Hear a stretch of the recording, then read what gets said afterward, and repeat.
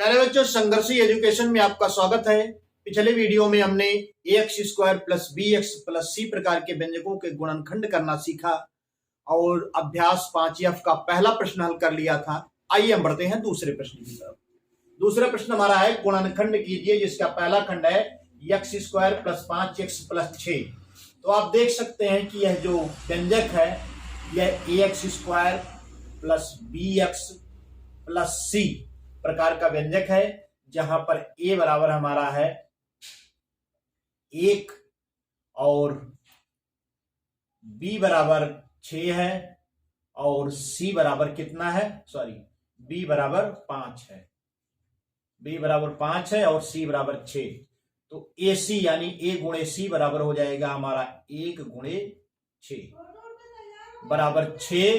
अब 6 का आप गुणनखंड कर लीजिए तो ये आपको प्राप्त हो जाएगा 2 गुणे 3, 1 गुणे 6 ऋण 1 गुणे ऋण 6। तो इनमें हमें देखना है कि कौन सा गुणनखंड है जिसका योग b यानी 5 के बराबर है। तो आप देख सकते हैं कि 2 गुणे 3 है। तो आइए इसको हम लिख लेते हैं x² प्लस 2 धन 3 यानी 2 धन 3 बराबर 5 होता है, x धन 6। अब इसको आप सरल कर लीजिए तो x² धन 2x धन 3x धन 6 हो जाएगा। अब इन दोनों पदों को देखिए तो x आप कॉमन ले सकते हैं, x हमने कॉमन ले लिया तो x प्लस 2 हो गया, प्लस इन दोनों पदों को देखिए तो 3 कॉमन लिया जा सकता है, तो 3 हमने बाहर ले लिया तो यह x प्लस 2 हो जाएगा। अब x प्लस 2 यहां भी है, यहां भी है, तो x प्लस 2 कॉमन आप ले लीजिए, x प्लस 2। तो बचा क्या हमारा, x बचा और प्लस 3 बचा, तो दूसरे ब्रैकेट में हो जाएगा x प्लस 3। तो इसका गुणनखंड हो गया हमारा एक ब्रैकेट में हो गया x प्लस 2 और दूसरे ब्रैकेट में हो गया x प्लस 3। आइए हम बढ़ते हैं दूसरे खंड की तरफ। दूसरा खंड हमारा है q² धन 6q धन 8। तो इसको भी आप देख सकते हैं ax² plus bx plus c प्रकार का व्यंजक है। तो यहां पर a गुणे c यानी ac हम निकाल लेते हैं। ac बराबर हो जाएगा हमारा a के स्थान पर देखिए 1 है और c के स्थान पर 8 है, तो 1 गुणे 8 बराबर हो जाएगा 8। अब 8 का हम ऐसा गुणनखंड करें जिसका योग 6 के बराबर हो, तो क्या हो जाएगा, 4 गुणे 2 आप लिख लीजिए। 4 गुणे 2, 4 दूना 8 होगा और 4 धन 2 बराबर 6 हो जाएगा।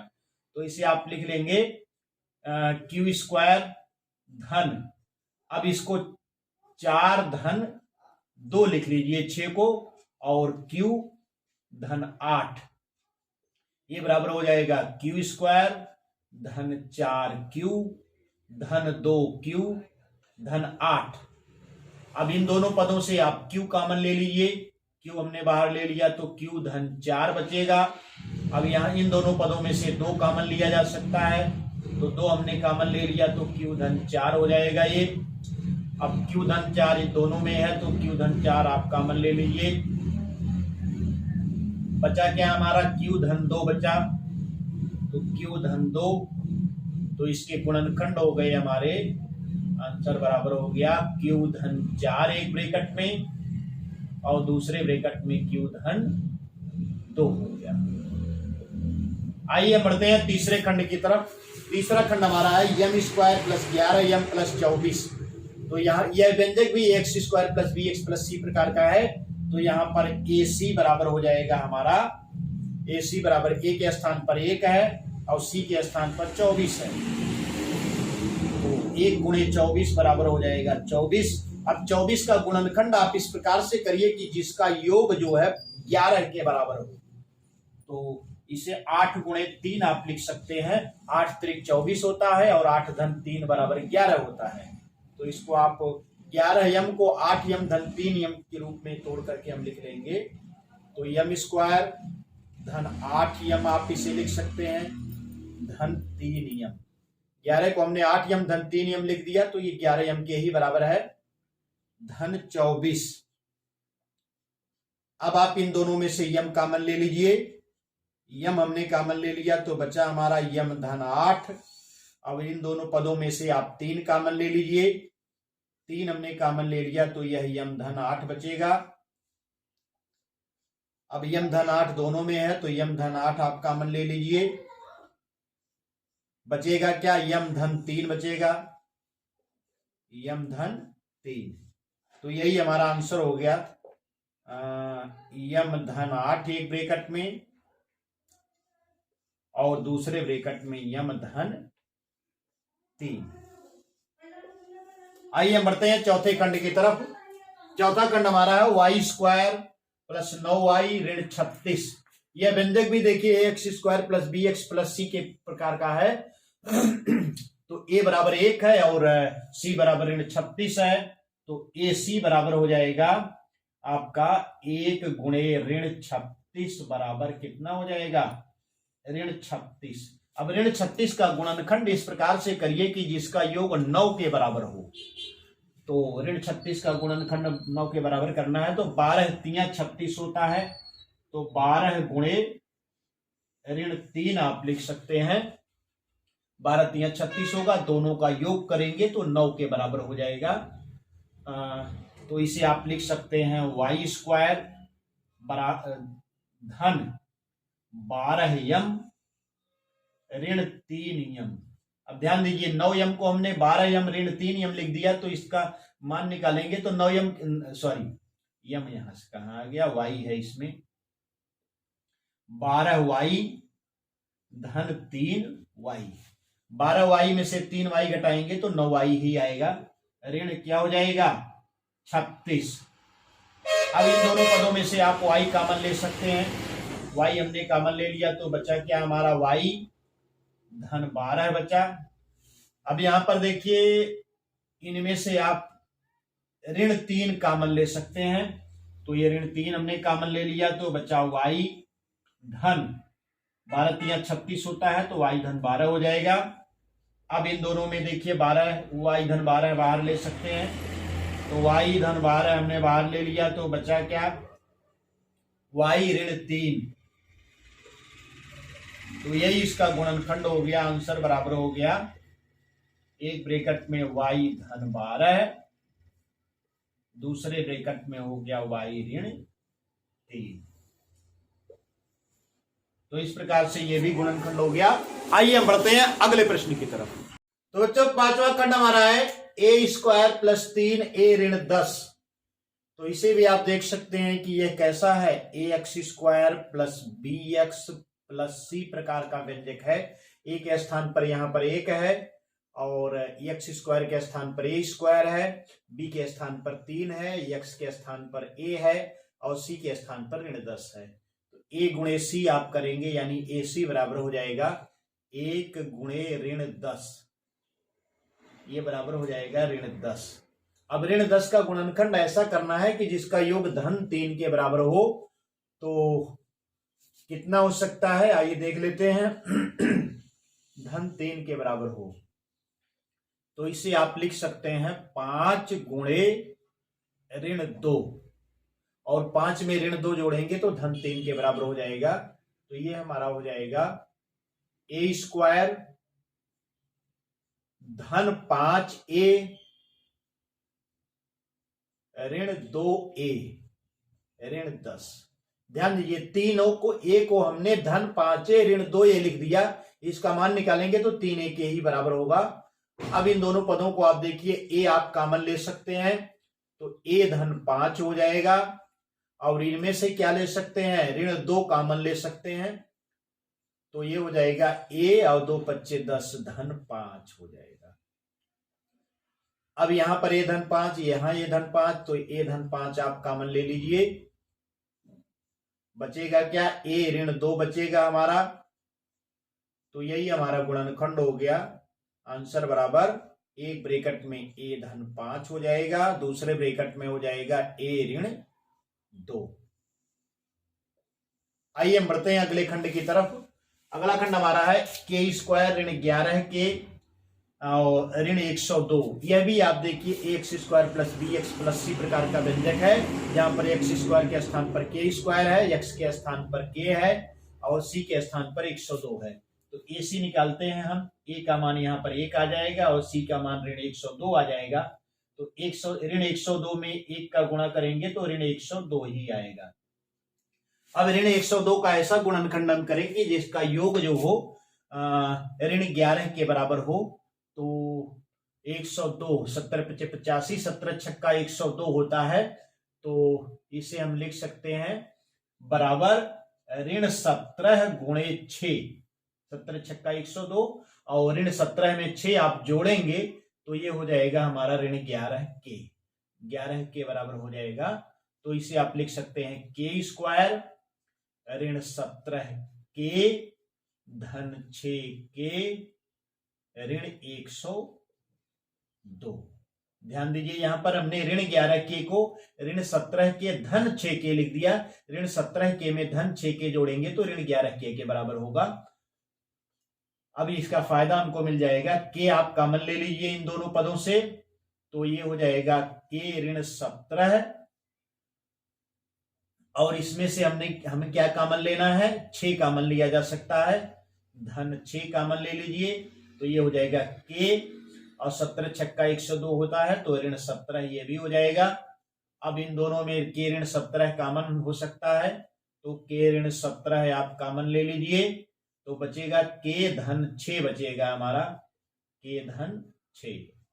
तो आंसर हो गया हमारा एक ब्रैकेट में के ऋण 17 और दूसरे ब्रैकेट में हो जाएगा के धन 6।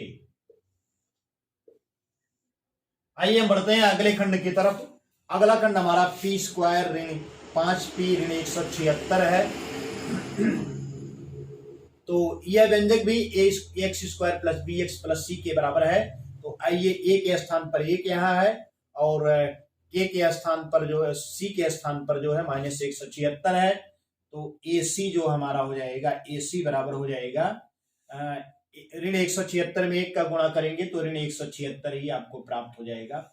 अब ऋण 176 का ऐसा गुणनखंड करें कि जिसका योग जो हो जाएगा ऋण 5 के बराबर हो। तो कितना होगा ये देख लेते हैं। तो 16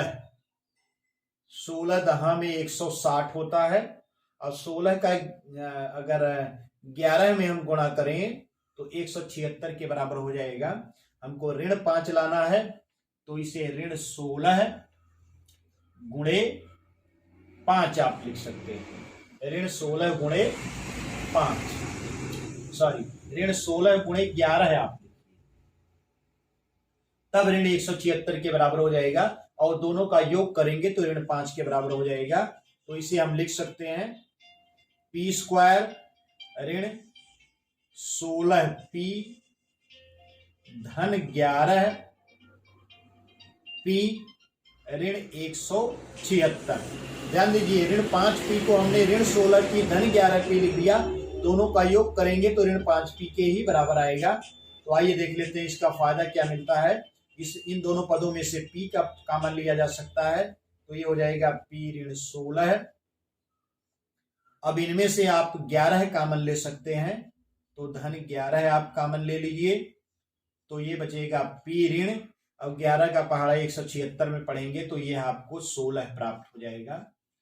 तो ये बराबर हो जाएगा हमारा p ऋण 16 बाहर कॉमन आ जाएगा, p ऋण 16 एक ब्रैकेट में हो जाएगा, दूसरे ब्रैकेट में p धन 11 आ जाएगा।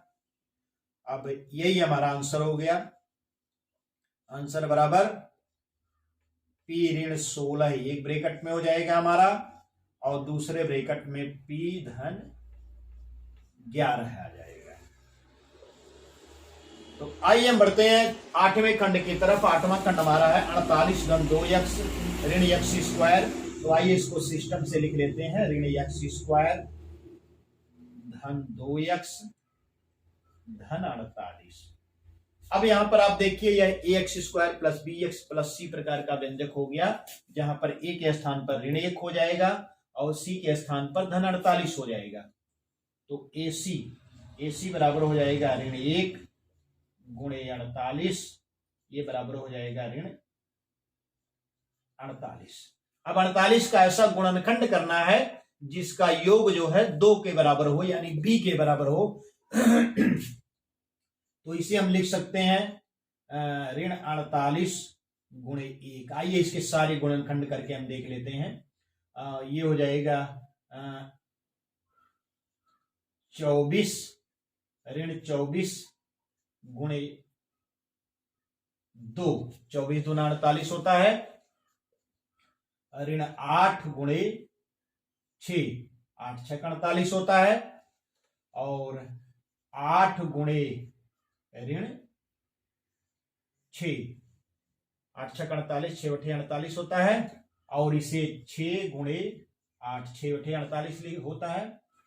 तो इसी प्रकार से हमें यहां पर हमने एक एक गुणनखंड लिखा है, लेकिन आप सारे गुणनखंड करके उसमें देख सकते हैं कि कौन सा गुणनखंड जो है यह b के बराबर होगा, ये जिसका योगफल b के बराबर होगा, यानी इस पद के बराबर होगा।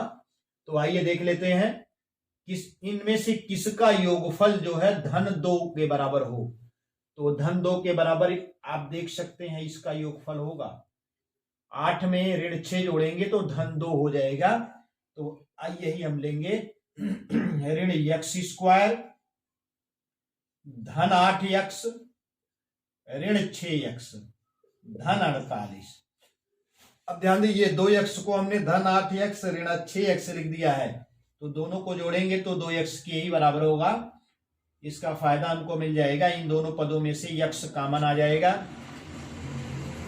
तो ये हमारा हो जाएगा x, अगर आप हम कॉमन ले लेंगे तो यहां पर बचेगा ऋण x बचेगा, और इसमें क्या हो जाएगा धन 8 बचेगा। और इसमें से आप क्या कॉमन ले सकते हैं, इसमें से 6 कॉमन आप ले लीजिए। तो 6 कॉमन हम ले लेंगे तो धन 6 यहां पर लिखेंगे, ऋण x धन 8 हो जाएगा। ये बराबर हो जाएगा हमारा ऋण x धन 8, देखिए दोनों में है, तो ऋण x धन 8 आप कॉमन ले लीजिए तो बचेगा x धन 6, x धन 6। या इसे आप लिख सकते हैं कि ऋण x धन 8 को आप लिख सकते हैं 8 ऋण x लिख लीजिए, और दूसरे ब्रैकेट में x धन 6 आप लिख सकते हैं। तो यही हमारा गुणनखंड हो गया। आंसर बराबर 8 ऋण x एक ब्रैकेट में, दूसरे ब्रैकेट में x धन 6 हो जाएगा। तो इस प्रकार से हमारा 8वां प्रश्न भी हल हो गया है। उम्मीद करता हूं कि आपकी समझ में आ रहा होगा, और यदि आपकी समझ में आ रहा है और अभी तक आपने हमारा चैनल सब्सक्राइब नहीं किया है तो संघर्ष एजुकेशन यूट्यूब चैनल को सब्सक्राइब करें और बेल आइकन को प्रेस करें, जिससे हमारे नए नए वीडियोज की नोटिफिकेशन आपको बराबर मिलती रहे। धन्यवाद।